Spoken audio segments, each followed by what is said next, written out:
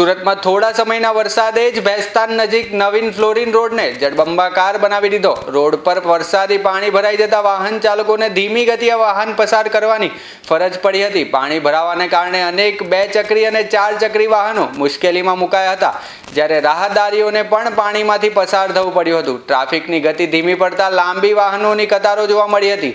સ્થાનિકોનું કહેવું છે કે દર વર્ષે વરસાદ દરમિયાન આ રોડ પર પાણી ભરાઈ જવાની સમસ્યાઓ સર્જાય છે, છતાં કાયમી ઉકેલ હજુ સુધી આવ્યો નથી। વરસાદી પાણીના યોગ્ય નિકાલની વ્યવસ્થા ન હોવાને કારણે ફરી એકવાર તંત્રની કામગીરી સામે સવાલો ઉઠ્યા છે। તંત્ર દ્વારા પાણીના ઝડપી નિકાલ અને કાયમી ઉકેલની માંગ સાથે સ્થાનિકોએ વાહન ચાલકોને સાવચેતી રાખવા તેમજ શક્ય હોય ત્યાં સુધી વૈકલ્પિક માર્ગનો ઉપયોગ કરવાની અપીલ કરી હતી।